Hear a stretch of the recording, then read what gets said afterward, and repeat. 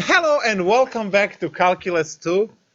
This is section 6.6, surface area of revolution. So, have you ever wondered, I don't know if I can do this.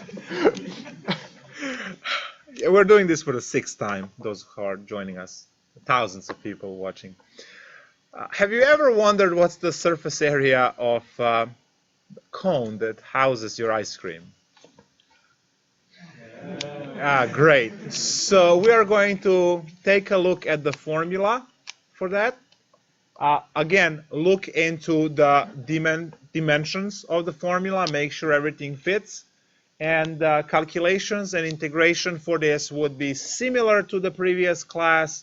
And then we also have the luxury of actually having more functions jump in because we can also use u sub and some other things. So let's start first with what are we talking about? Let's just take a cone as the example.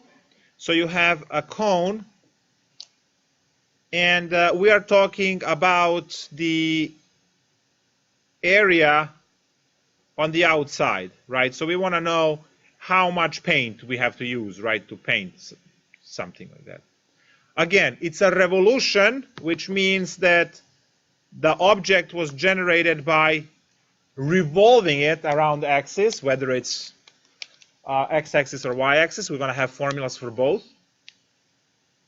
And the formula goes area is equal to 2 pi, right? We are rotating, so 2 pi, integral a to b. And then we have inside f of x times the square root of 1 plus f prime squared of x dx. And we also have the one for y direction as well. So this is the main formula. And then we can just put all the y's all over the place. So a is equal to 2 pi integral c to d f of y square root of 1 plus f prime squared of y dy, which is the formula in y. Now the top one is rotation around x, and the bottom one is obviously rotation on y. So you don't have to differentiate between cases like disk and a shell and whether it's right, which method. This is it.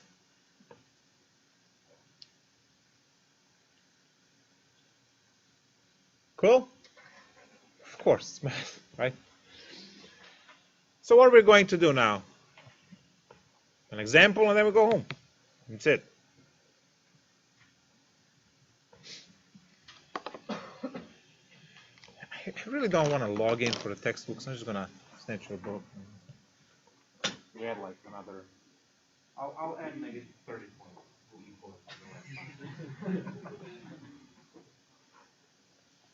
No good deed goes unpunished. Learn that.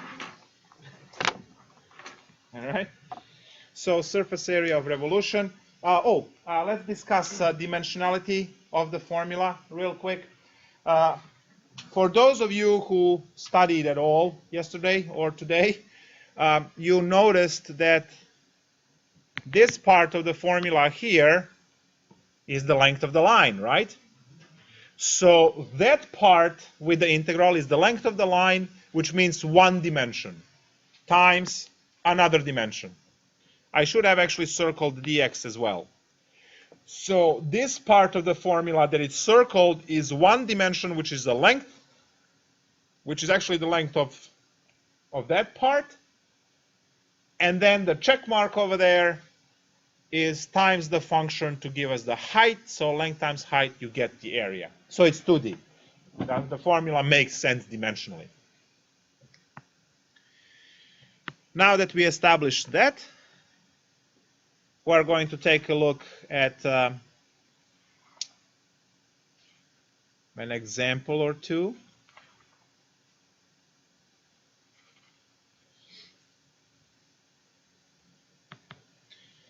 So give me a problem 5 through 14. I heard 6 first. Beat you to the punch. 4, 5, 7. But I'll write it. So y is equal to 12 minus 3x on the region 1 to 3. And we are supposed to figure out, we are rotating on x-axis.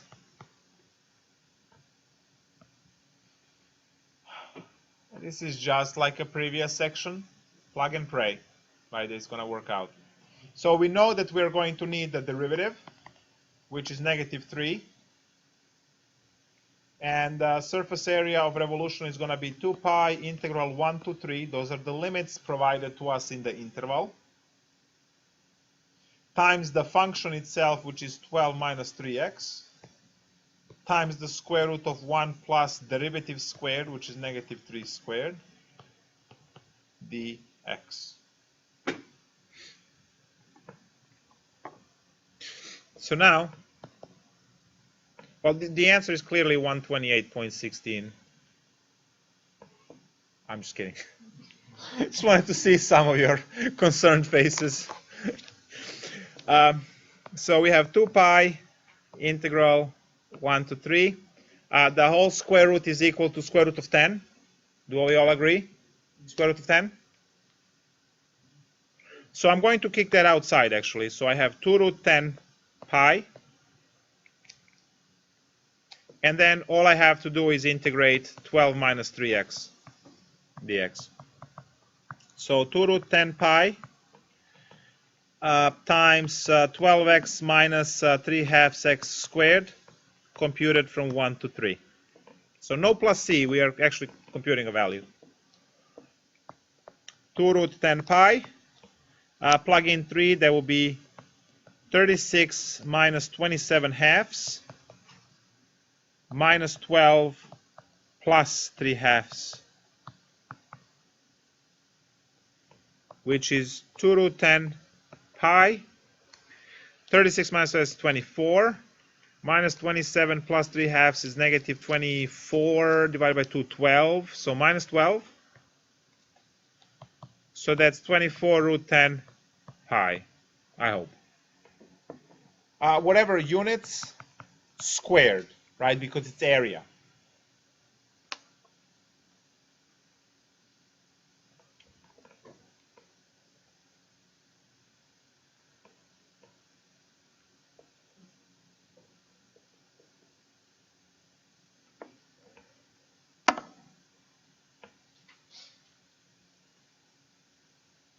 All right, so this might be your project question. Go to Starbucks, Dunkin' Donuts, or whatever, and take a cup, cafeteria, or a brouhaha cafe. Pick up a cup. They will print on the cup that it's, say, 16 ounces, right? And now you have your disc, shell, whatever magic, because you can measure, right? This diameter, measure this diameter. If you hit the x-axis through the middle, the height over here, the half height over there, linear line, right? You can get the function like this. And I'll do that all in centimeters, so it's easy to convert units. You do the volume. Is it going to be 16? Because if it's less than 16, I mean, you're done with education and everything, you know? Yeah. So for the rest of this, just going to be martinis on the beach, all right? For the rest of the life. So you measure those half a radius, set the linear line, use the formula from disk method or shell method or whatever to come up with the volume, convert the units back and forth to, right? Use Google and stuff.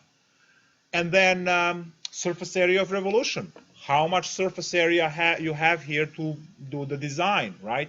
Because this had to be designed in such a way that it can fit here, right? This is not 3 square feet thing, right? It has to fit here. So How much surface area you have, there's your formula. How much volume you have, we learned the formula last time. So that's technically, that could be one of the problems for you guys to work on. I have a lot of other stuff. And pretty much everything that I give on my projects for Calc is that kind of hands-on. Figure out the volume of this. Sure, this is a cylinder, easy, but let's fit the function. Trace it on the square paper. Pick points. Do the best fit curve between the, right? That's what your engineering is. In this case, it's just how to rip off the design. So backwards engineering, right? It's what they did with Megatron, right? To figure out lasers and all of our technology we have today. Half of you have no clue what I'm talking about, which is sad. Transformers, guys, watch the movies. Anyway, you want to go, I guess, so let's do another problem before you leave.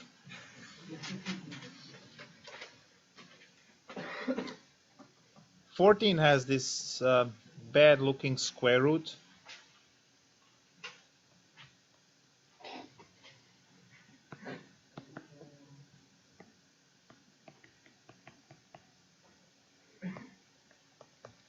All right, so I'll give you some time to enjoy this, and then I'm just going to jump in. Yes. Same rotation on x-axis. Do you really want to solve this for y? Since you have 5x minus x squared, can't be done.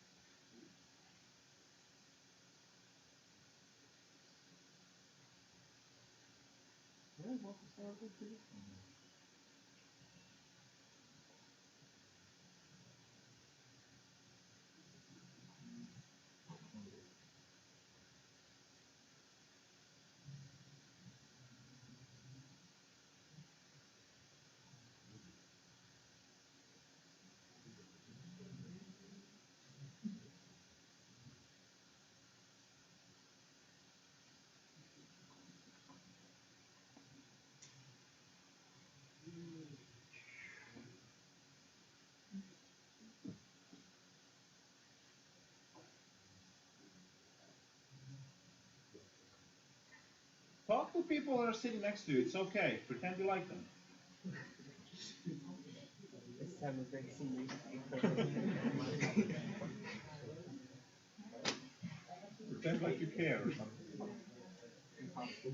So, with one putting left, one putting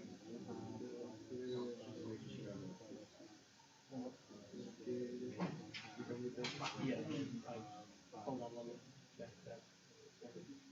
Are you gonna combine those two?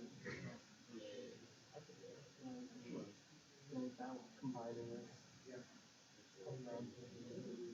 And not weighing this entire thing. Wait, it's actually not too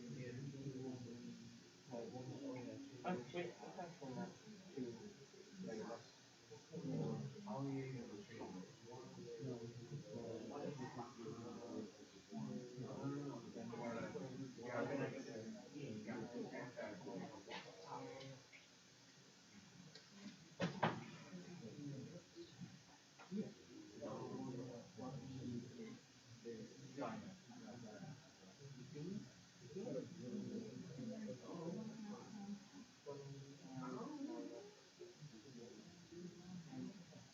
a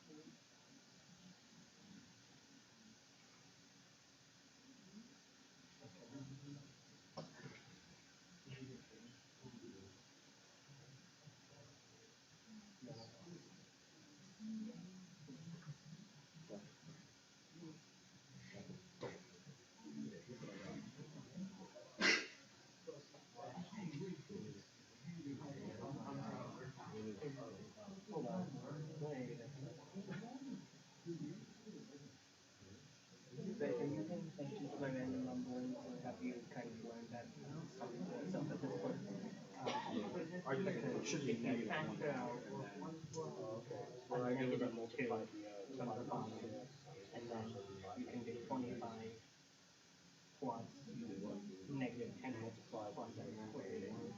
They can cancel out. And you're left with 25 over negative 2. So that, oh, wait. But that gives you a negative.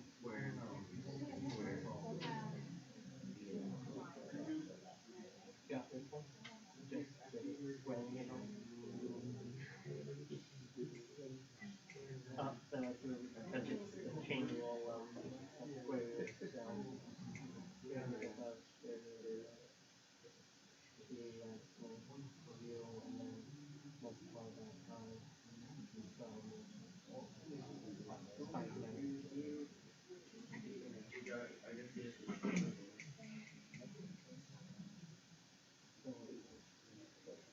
because now that leaves you with 25 over negative 2, which is so good. It's not really long when you're trying to get a square root.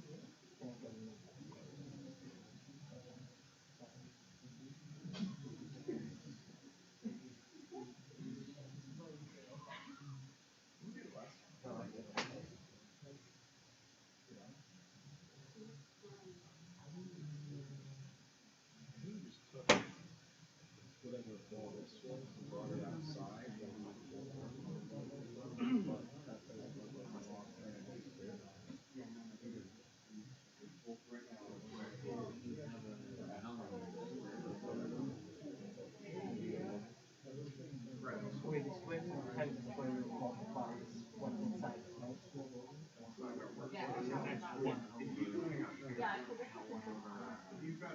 Hold on, check that. Square root is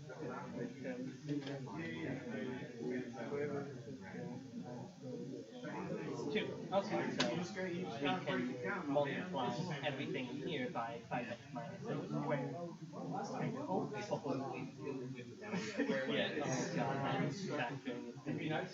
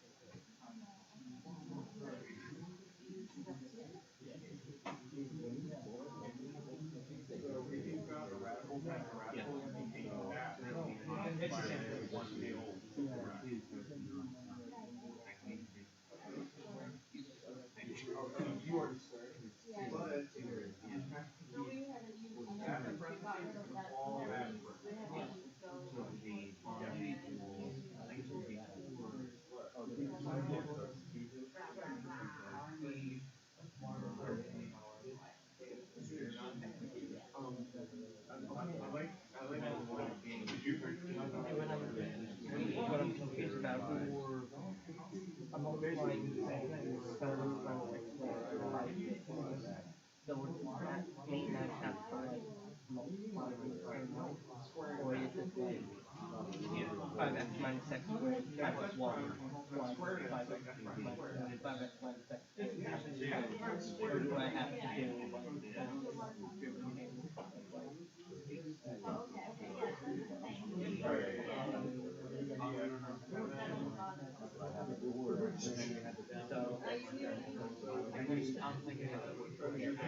if this is 5x and this is negative x squared, this is 1.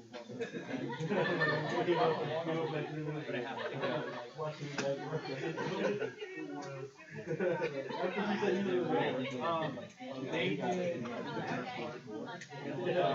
They wrote it if it was like put this on the bottom and this would be on top, so it'd be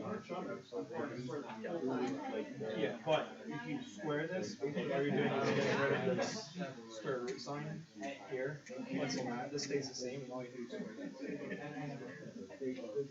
this. Because you square this whole expression, basically this is going to go away, and all you do is square these two together. And that's as far as they are. You have to use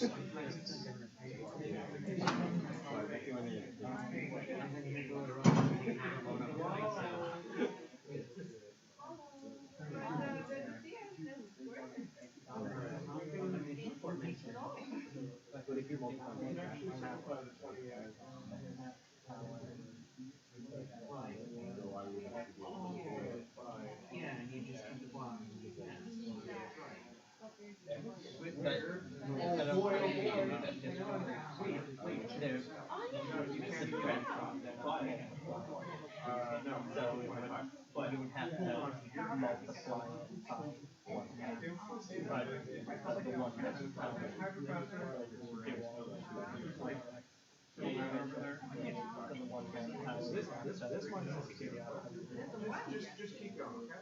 I'm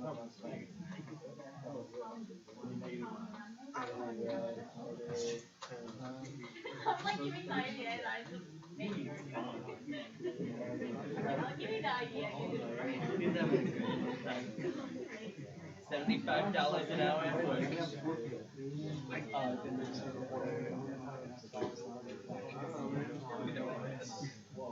That's okay,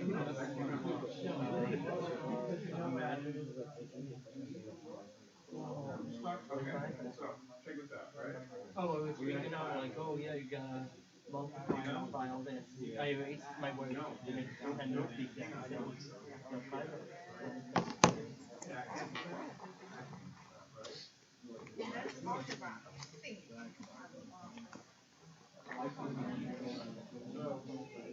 All right, with all the time I gave you, you can solve the Riemann hypothesis by now. So let's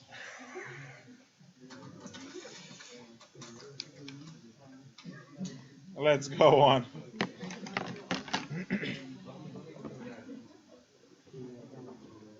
No. But I'm having a good time. It's what calculus is all about, having good time. All these smiling faces. So what we have here is y prime first, which is going to be 1/2 of 5x minus x squared to the negative 1/2 times the derivative of the inside, which is 5 minus 2x. And when we simplify this, it becomes 5 minus 2x divided by 2 square roots of 5x minus x squared. So now to set up our area integral, we have 2 pi integral from 1 to 4, which are the limits provided to us. We first write the function, which is 5x minus x squared, and then we multiply that by the square root of 1 plus, and we have this 5 minus 2x divided by 2, square root of 5x minus x squared, everything squared, dx.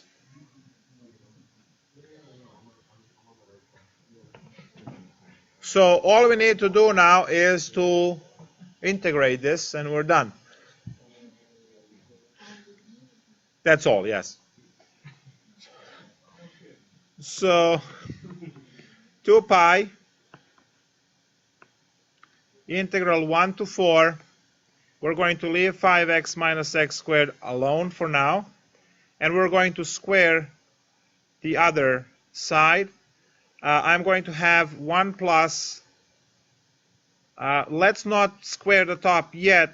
I just want to see what's happening. At the bottom we have 4, and then 5x minus x squared.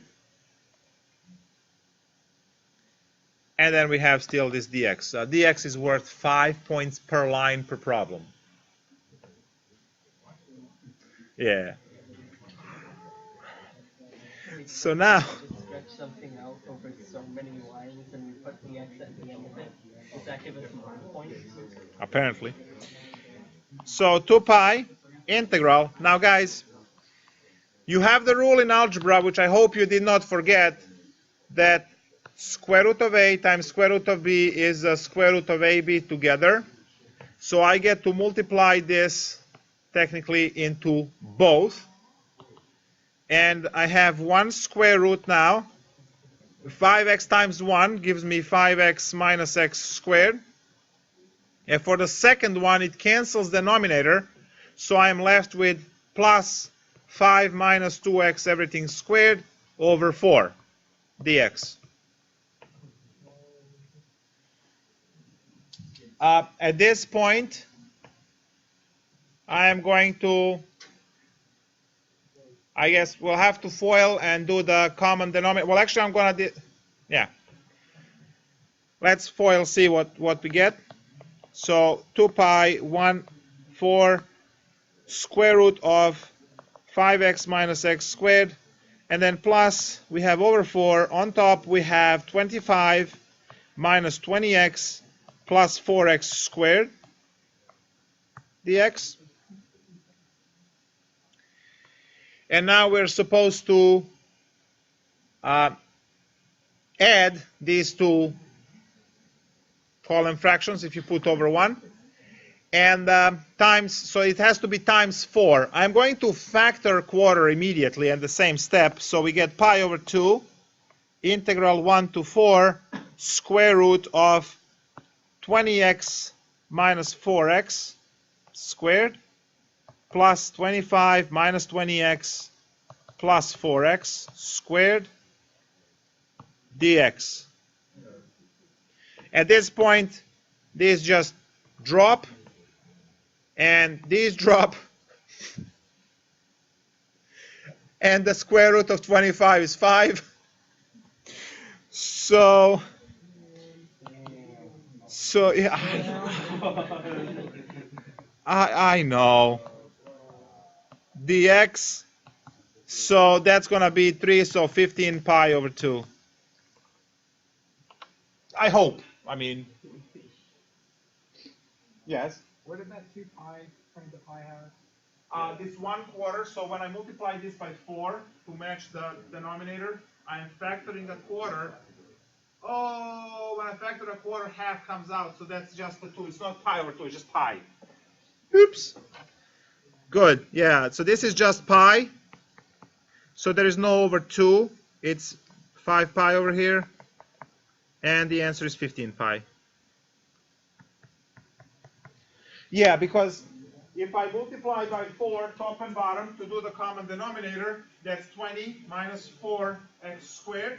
And then over 4 and over 4, I factor, but when it comes out of the square root, it becomes 1/2, and then half and 2 cancel to a pi. I forgot to take the square root of the quarter, that's why I had it wrong. And everything else, as you can see, drop. It's just square root of 25, which is 5. Did you just admit that you were wrong about something?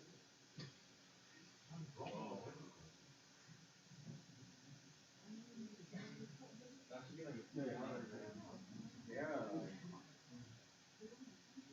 There's no accident. When you integrate, you get x. Oh, I got Right? Integral of dx is x. So 4 minus 1 is 3. 3 times 5 is 15. Yeah.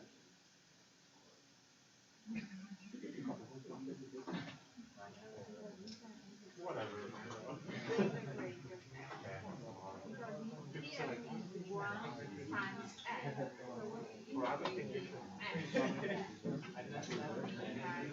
All right, guys. I will see you all in 5 days, and we're going to do more. Physics next time. Have a good night. Good night. Physics next time. It's going to be awesome.